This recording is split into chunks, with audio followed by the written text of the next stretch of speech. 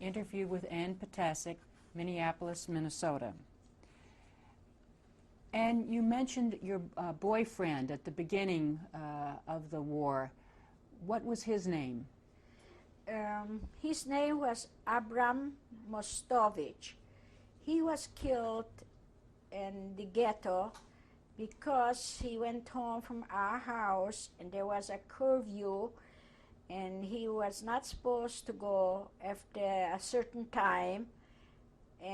But when he got home, he noticed he didn't have cigarettes. He was a smoker. So he thought he'll go down and buy some. But when he went down to the gate, there was a patrol. The Nazi Germans were patrol, and they saw somebody walking, and they shoot him right in front of his house. So that was very, very tragic. To find out the next day, his parents came and told us. They came to my auntie's house and told me. And I thought, I'm going to die for that tragic thing, because I did walk with him a night before to go home. And that's what happened. They killed him right in front of the house. When you were smuggling, was it with your brother and sisters? Were there other children involved as well? Cousins, yeah, my brother, my sister, and a cousin had, and some other children too from the ghetto. What were your cousins' names? It was not Mandelbaum, but I cannot remember his name because his mother's name was Mandelbaum, but Henek was his first name. I cannot remember his last name. He was about 11 years old that time. He was a little boy too. He was trying, we took him with to help his mother and father and the grandmother to help. That's why we took him with. He didn't look Jewish either. Did you ever have any close calls where the guards would stop you? Yeah, there was a close call because that was in I don't remember the year, whatever it was, but I'm going to just tell the coincidence what it was. When they start taking all the Jews from the ghetto, little by little they took out all the Jews. That's the way they did my sister. My mother, I don't know, but my sister we saw in the other side already, and a place to take him to the gas chamber.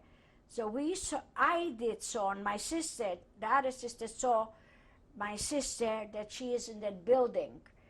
So we were still smuggling. So we tried to give her some food. We bought a salami, we bought some bread, and we wanted to give her just in case they're going to take it away, so she'll have some food.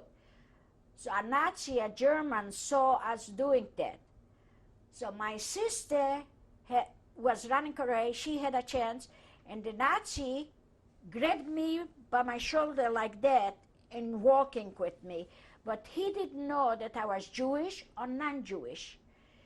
So anyway, I ran away from him. I was just lucky I ran away from him. And I went into a gas station. There was one young man in that gas station, and I told him, he didn't know that I'm Jewish, but I told him the story, what happened with the German, that he wanted to take me, because they did take some people that time, non-Jewish, to a different place to work. Prus, that was the name, Prus, where they took the non-Jewish people. And they thought that I am one of them. And so I ran away from him, and I ran into that gas station, and that young man felt sorry. He said, okay, I'm going to hide you someplace. I'm going to hide you someplace. But he still didn't know that I was Jewish. So he hit at me between barrels there. They had a whole oily barrels things, and I was wearing a dark dress, which it didn't matter if I get dirty or whatever. And they were running around looking for me with the dogs, with those dogs, what they smell people. I was so lucky there that they could not find me. And I was sitting there. I don't know how I felt. Very scared, very scared. And they didn't find me. They did not find me with the dogs. So after it got quiet, they left. That young man came out from the gas station and told me, you can come out. They are gone, all gone. And it was already dark, night. I didn't know where to go. And I was on the other side with the Gentiles. And he said, well, I'll make you a place where to sleep. In the morning you can go home to your mother. And I said, okay, but I was very scared because he was a young man, I was a young girl. I thought he might do something to me. He slept there. He had a room in that gas station there. He had a bed, two beds. They were, and he said, I can sleep on that bed. But he said, take off your clothes and wash it. I'll give you a pail and things. So I did, because I was so dirty, oily, full of oil. And I did, but I was still scared what's going to happen. And I went to sleep, but I couldn't sleep. I just couldn't sleep. He went to sleep on the other bed. Then all of a sudden, I heard somebody knocking on the door. And I said, oh, who can come now? Sure enough, it was a woman coming to him to visit in the middle of the night. And I said, uh-oh, that's good for me. I'm not going to be scared anymore. So she came in, and she went to bed with him.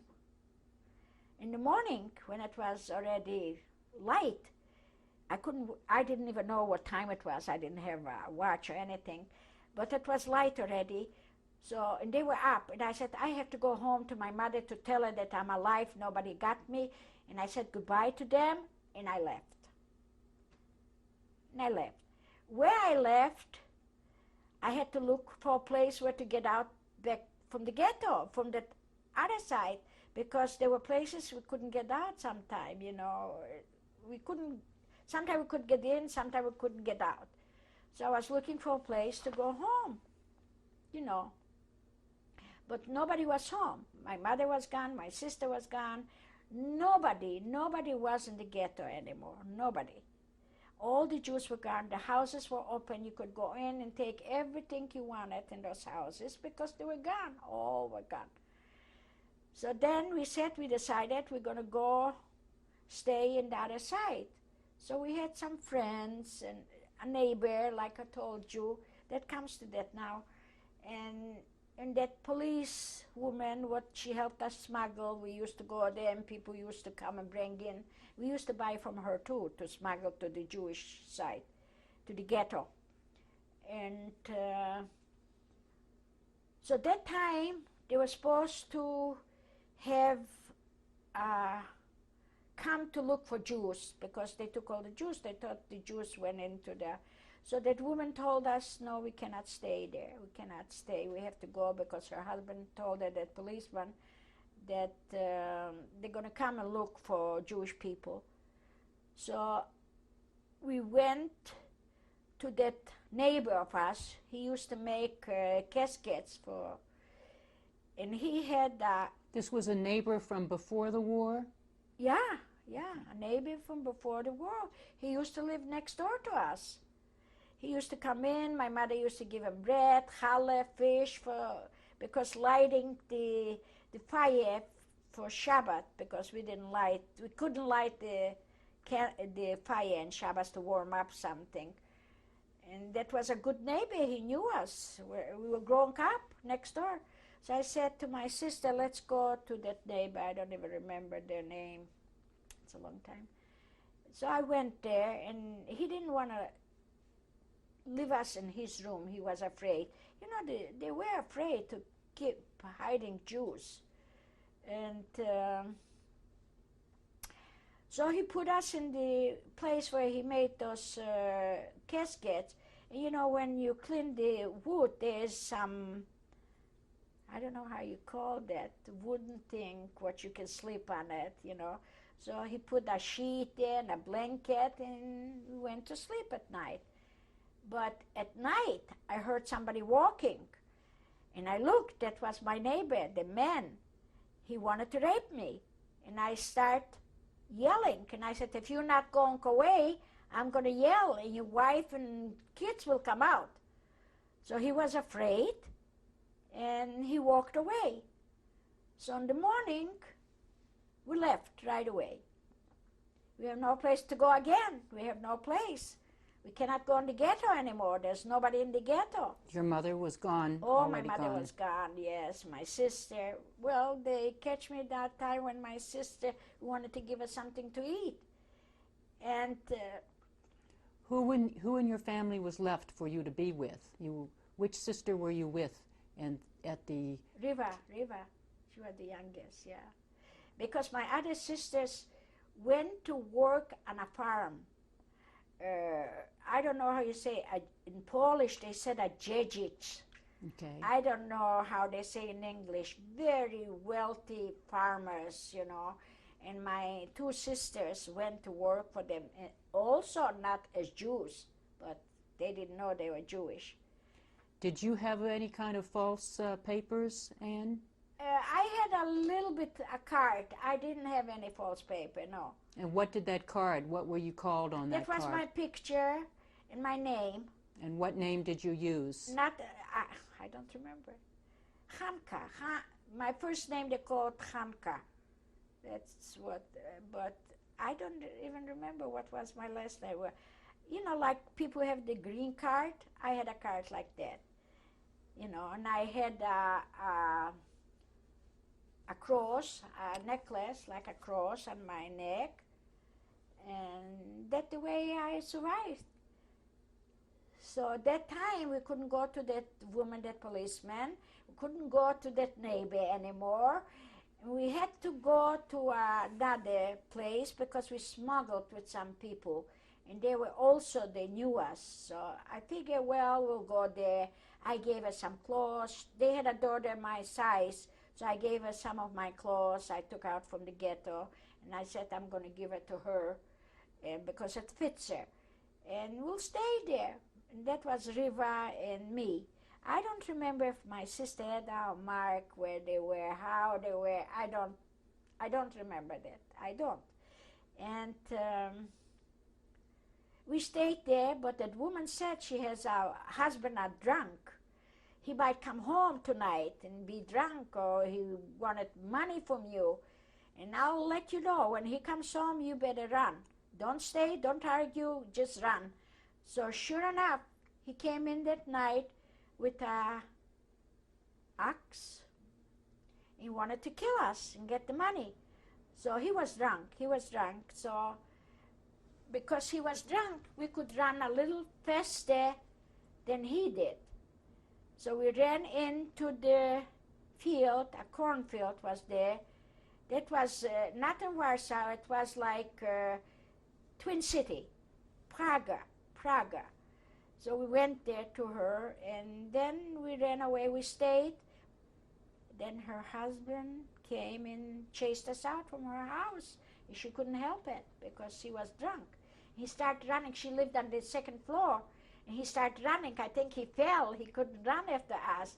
So we were running fast, and we went into that cornfield there, and we stayed all night till it was light, and then we went to a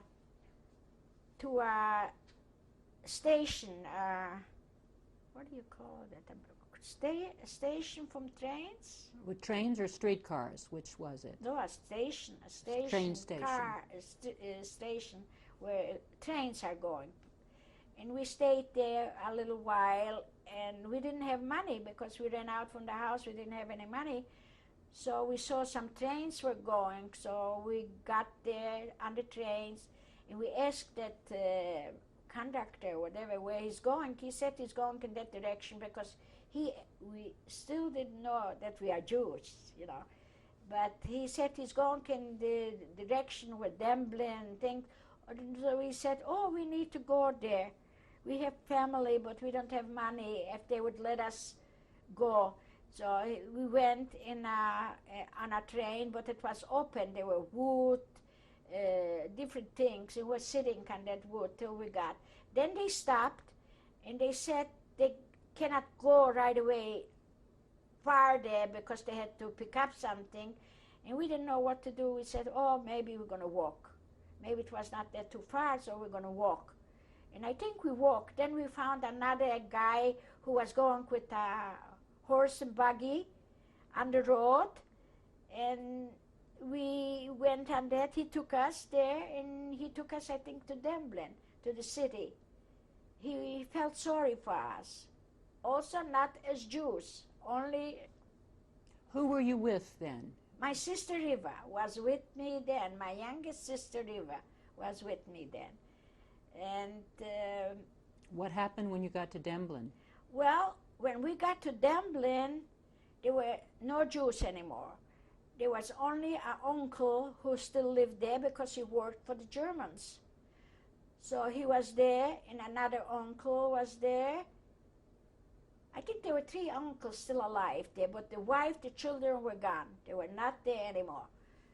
So we came there, and then they took them too away.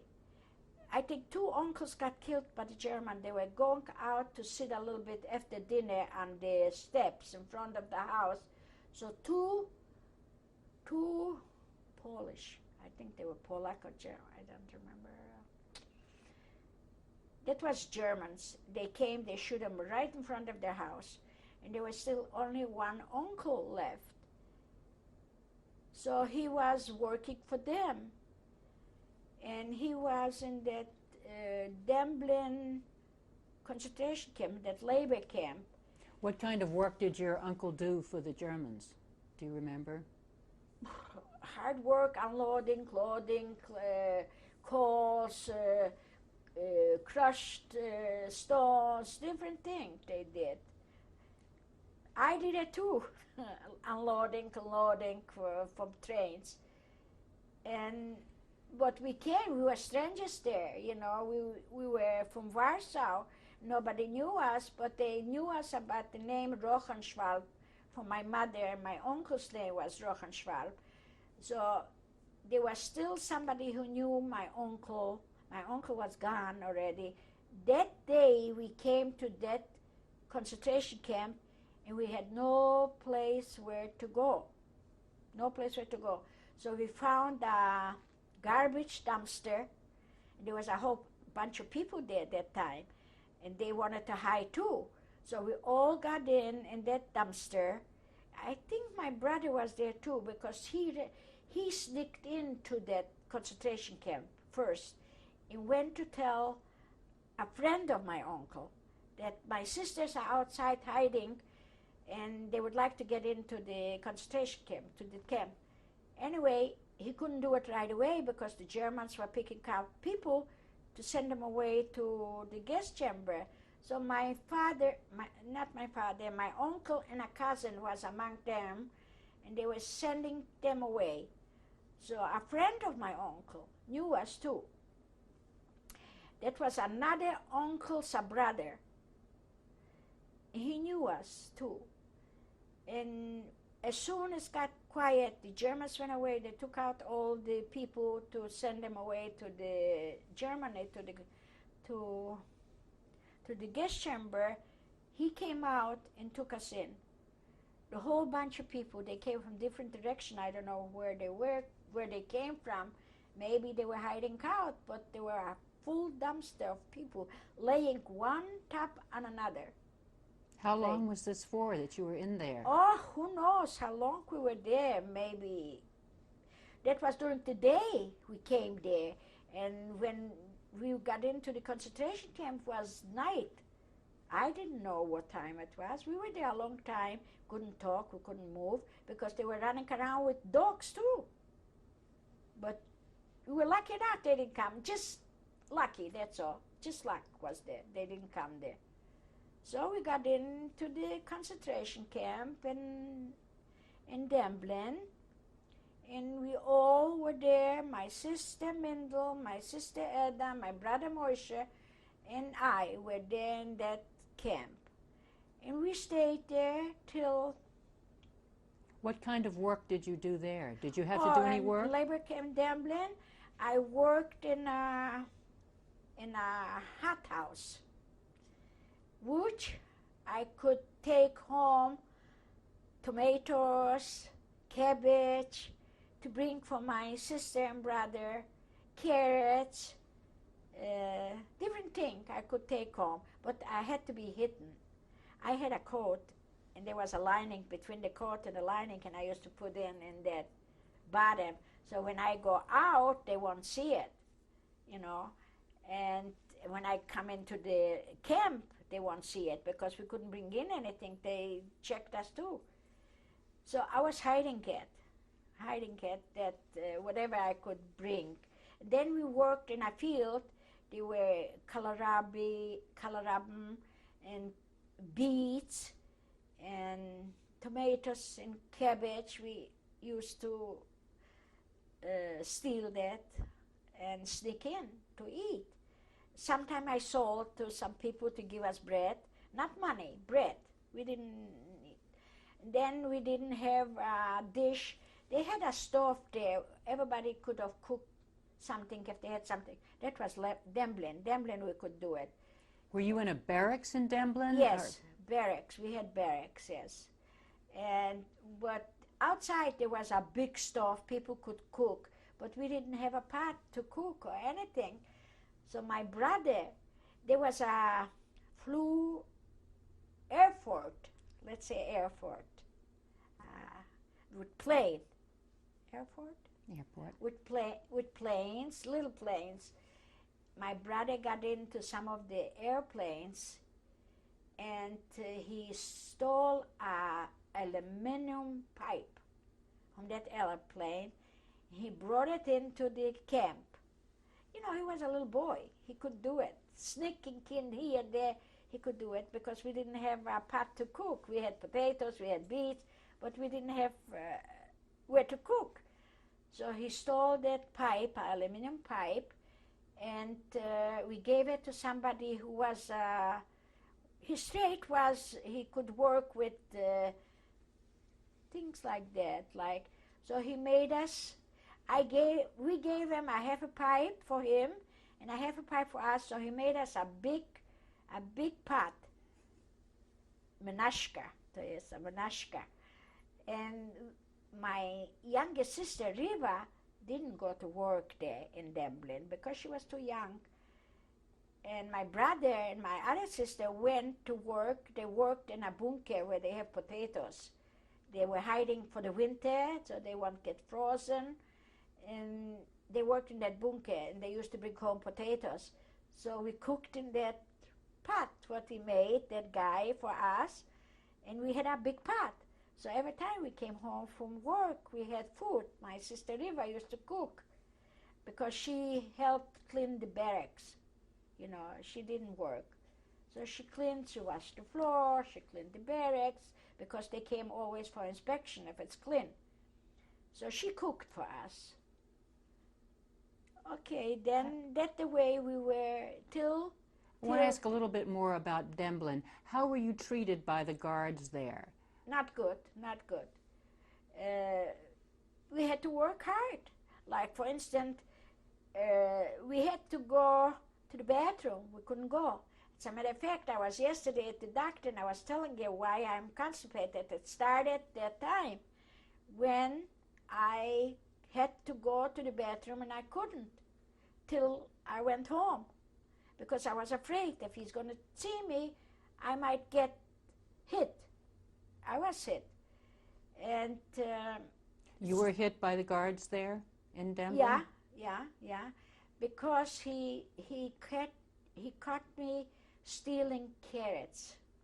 I was working in a field, and before we went home, it looked too big, suspicious for him. That it looked too big, my coat, between the coat, the outside, inside, the lining. It looked too suspicious, so he said, "What do you have there?" I said, "I have 2 carrots, just 2 carrots." He said, "Let me see." So he started ripping, and all the carrots he threw, and he hit me for that. Where did he hit you? In my face, in my head. Oh, I didn't tell you how we marched in the ghetto, too. From the ghetto, I'm talking about the thing. When we were, well, that's... Is it still in Demblin? No, that was still in Warsaw. I forgot all about it. Well, tell me now.